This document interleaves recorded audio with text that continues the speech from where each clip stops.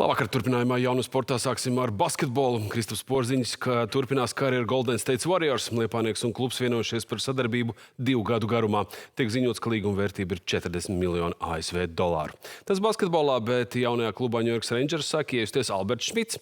Mūsu aizsargs jau aizdīs pirmos treniņus un jau pāris dienas iepazīst kluba organizāciju. Raimonds Gekišs no New Yorkas zina stāstīt vairāk. Tikai dažas dienas pēc vēsturiskā NHL drafta Alberts Šmits jau ir Ņujorkā, kuru aizvada Rangers jauno spēlētāju attīstības nometni. Pirmā iespēja iepazīt vienu no leģendārākajām NHL organizācijām un tās darba kultūru. Viņi parāda, kādā līmenī viņi darbojas NHL un kā tā teikt profesionāliem hokeja spēlētājiem, profesionāliem atlētiem pie viss tā jāpieiet, kā tu tā teikt rūpējies par savu ķermeni, cik pareizi tu ēd. Viņi vairāk tagad šī pirmā nometnes daļa, vai pat visa šī nometne ir vairāk tā, lai viņi parādītu, kā būt profesionāliem un ko viņi ir gatavi dot no savas puses, lai varētu piepildīt savu potenciālu. Ar 5. numuru draftētais latvietis kļūs par visu laiku augstāk izvēlēto Latvijas hokeistu, tomēr pats atzīst, īpašu privilēģiju vai atšķirīgu attieksmi tas nenozīmē. Nē, nav tā, ka viņi tur zina man uz rokām nesētu, bet no organizācijas puses viss šis ir tā teikt iepazīšanās process un nekādas beigās tādas uz rokām nesāšanas. Šeit neviens netiek novērtēts vairāk nekā otrs. Nākamais jautājums ir par profesionālo līgumu un turpmāko karjeras attīstību. Taču arī šeit jaunais aizsargs nesteidzas ar skaļiem paziņojumiem. Viss darbs vēl priekšā, visu vasaru jāstrādā, un tad jau, kad nāks tuvāk sezonai, tad tikai redzēsim kaut kādu skaidrību par līgumiem. Es vairāk fokusējos uz to iepazīšanos ar organizāciju, un es domāju, pat ja būs kaut kādas runas, tad to darīs mans aģents ar ģenerālmenedžeru. 5. numurs NHL draftā jau ierakstīts Latvijas sporta vēsturē. Tomēr pašam Albertam Šmitam tas ir tikai sākums ceļam pretī lielākajam mērķim – nostiprināties pasaules spēcīgākajā hokeja līgā. Raimonds Gekišs un Normons Palovskis no Ņujorkas, ASV. Turpināsim ar futbolu. Virslīgā šodien 2 spēles. Liepāja uzņem Ogri. Tur 72. mača minūte 4-0 Liepāja ir vadībā. Bet par maču Daugavmalā, kur RFS uzņem Daugavpils vienību, vairāk zina stāstīt Matīs Timofejovs. Daugavpils iepriekšējā spēlē nospēlēja 0-0 ar tabulas līderi Rīga FC. RFS tas ļāva apsteigt savus lielākos konkurentus. Šodien RFS sastāvā debitēja no Čehijas Duklas iegādātais vārdsargs Rihards Matrevits. Jau no pirmajām minūtēm daudz uzbruka RFS, bet precizitāte noslēguma stadijā piekliboja. Puslaika vidū gan mainieki izvirzījās vadībā. Individuālu reidu ar ļoti labu sitienu noslēdz Dmitrijs Zelenkovs un RFS priekšā ar 1-0. BFC Daugavpils spēja gūt atbildes vārdus, bet tie netika ieskaitīti aizmuguras dēļ. Pēc pārtraukuma uzbruka turpināja mainieki. Ļoti labi brīvstienu izspēlēja Zelenkovs, bet bumbu savos vārtos redīja Daugavpils senegāliešu aizsargs Papa, RFS vadībā ar 2-0. Pēc brīža rīdzinieki pārsvaru palielināja līdz 3-0. Ar galvu bumbu vārtos redīja RFS kapteinis Slovēnis Žiga Lipušķeks. Otrā rezultatīvā piespēle mačā Dmitrijam Zelenkovam. Izskaņā RFS ieraidīja bumbu savos vārtos, rīdziniekiem uzvara spēlē ar 3-1. Jā, esmu ļoti priecīgs. Vienmēr esmu priecīgs uzvarēt. Īpaši mājās un ar golu un piespēli ļoti forši jūtos. RFS atguvuši vadību turnīra tabulā. Rīga FC apsteidzot par 3 punktiem. Daugavpils ieņem 6. vietu. Latvijas futbola izlases uzbrucējs Vladislavs Gutkovskis vēl 2 sezonas pārstāvēs Polijas vienību Gdyņas Arka. Tā paziņojas klubs. Savukārt šovakar vēl vienu pasaules kausa ceļzīmu uz 8. dalīs Kotdivāra un Norvēģija. Pret rītu spēlēs arī Francija, Zviedrija, tāpat Meksika un Ekvadora. Vēl par citiem notikumiem Ziemeļamerikā. Turnīrs beidzies Vācijas komandai, kas pēcspēles sitienos piekāpās Paragvajas vienībai. Pirmajā puslaikā Vācijai bija izteikts pārsvars bumbas kontrolē, taču Paragvajas futbolists cieši spēlēja aizsardzībā.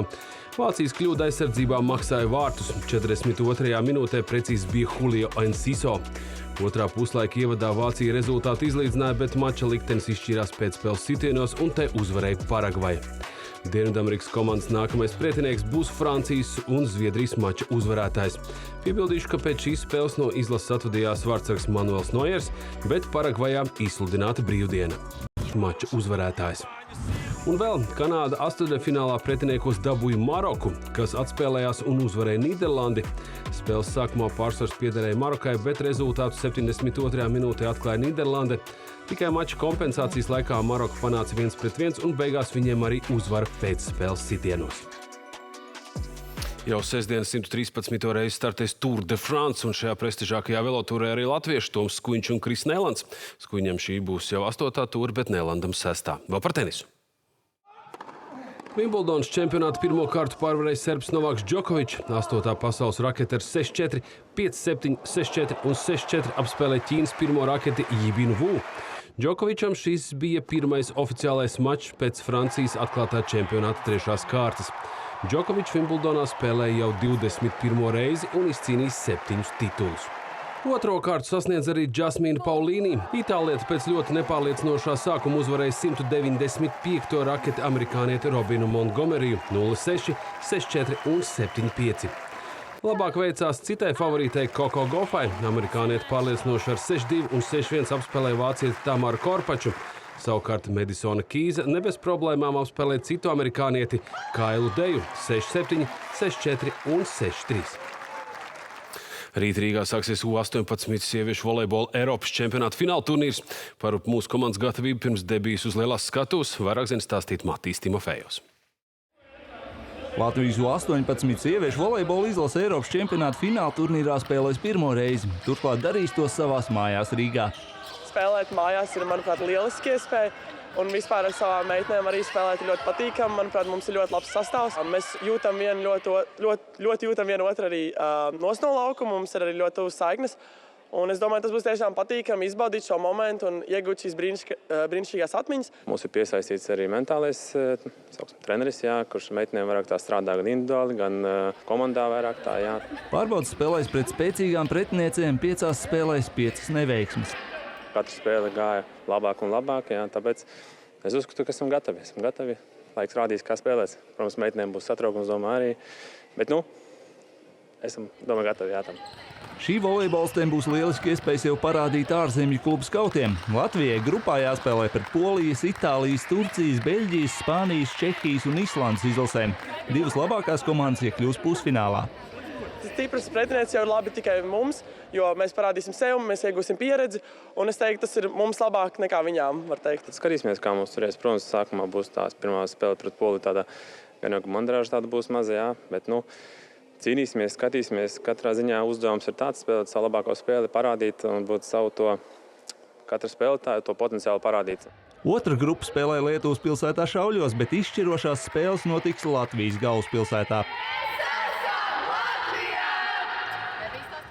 Un vēl Grīziņkalnā Geto Games Kolizejā lielais slam dunk konkurss. Šī vakara notikums būs arī pēdējās sacensības Kristapam Dārgajam. Sastāvs kā allaži izraudzīts ļoti spēcīgs. Latviju pārstāv Dārgais, tāpat arī Andris Gusts un pagājušā gada uzvarētājs Eduards Avotiņš. Kā jau ierasts bumbas triekšanā grozā ir vesela krāšņa izrāde. To vērtē arī starptautiska žūrija. Viņa vidū arī Kristaps Porziņš, Rihards Lomašs un Kārlis Arnolds Avots. Pilna reportāža skatieties ziņās rīt. Tas man ziņās arī viss, lai mums visiem jauks vakars. Ātā! Labvakar laika ziņās. Aizvadīta vēl viena ļoti silta nakts, un 4 meteoroloģisko novērojumu stacijās gaisa temperatūra naktī ir bijusi augstāka par 20 grādiem. Ventspilī, Liepājā, Dobelē, kā arī Daugavgrīvā aizvadīta tropiskā nakts. Diena savukārt daudzviet iesākās ritin mākoņainu laiku, taču dienas gaitā mākoņi izklīd un spoži spīdot saulē gaisa temperatūra vietām sasniedz 28 grādus. Arī rīt valsts lielākajā daļā laiks vēl būs vasarīgi silts, un valsts austrumos spēkā būs dzeltenās pakāpes brīdinājums par stipru karstumu. Bet aplūkosim, kādu laikapstākļi rīt gaidām arī citvietē Eiropā. Atēnās rīt gaiss sakarsīs līdz 33 grādiem, bet vēl karstāka diena gaidāma Romā. Tur rīt spoži spīdēs saule un nokrišņi nav gaidāmi. Madridē maksimālā gaisa temperatūra sasniegs pat 37 grādus, Parīzē, kā arī Briselē ap 24 grādiem, un tur brīžiem gaidāms arī lietus. Berlīnē līdzīgi, tur 23 grādi, Viļņā siltāks, tur gaisa temperatūra rīt sasniegs 28 grādus, Helsinkos 20, bet Tallinā 22 grādi. Un tad plašāk par gaidāmo laiku pie mums. Šī nakts Latvijā aizritēs ar mierīgu laiku, nokrišņi nav gaidām, bet rīt Latvijas teritoriju no dienvidrietumiem sasniegs nokrišņu zona, kas daudz viet dienas gaitā atnesīs lietu. Vietā iespējams arī stiprāks lietusgāzes un pērkona negaiss. Naktī mākoņu debesīs vēl būs maz, arī nokrišņi nav gaidām un minimālā gaisa temperatūra būs 13–19 grādu robežās. Pūšot lēnam vējam, dažviet var veidoties arī mīgla. Rīt dienas gaitā mākoņu daudzums palielināsies, bet saulaināka diena vēl būs Latvijas austrumos. Tur arī laiks būs karstāks, gaisa temperatūra vietām ap 29 grādiem, bet citviet no 19–25 grādiem. Un rīta dienā jau daudz viet gaidāms arī lietus un iespējams pērkona negaiss. Rīgā nakts paies ar sausu laiku, bet rīt vakar pusē lietus mākoņi sasniegs arī galvaspilsētu, un arī Rīgā vakarā pastāv negaisa risks. Gaisa temperatūra naktī ap 18 grādiem, dienā gaisa iesils līdz 24 grādiem. Turpmākajās dienās karstums jau būs mazāk jūtams, un ceturtdienas naktī nokrišņu zona turpinās virzīties pāri Latvijas teritorijai, daudz viet atnesot lietu, bet dienā līs vairs tikai Latvijas austrumos. Naktī minimālā gaisa temperatūra 15–20 grādi, dienā 20–26 grādi. Arī ceturtdien vietām vēl ducinās pērkons un iespējams stiprākas lietusgāzes. Piektdien, kā naktī tā dienā, ir gaidāms lietus, debesis gan brīžiem arī skaidrosies. Naktī 13–17 grādi, bet dienā 18–24 grādi. Un laika ziņu noslēgumā vēl pavisam īsi arī par ūdens temperatūru. Upēs un ezeros ūdens temperatūra šodien pēcpusdienā sasniegusi 19–27 grādus, Baltijas jūras piekrastē 20–22 grādi, bet Rīgas līcī ūdens iesils līdz 18–23.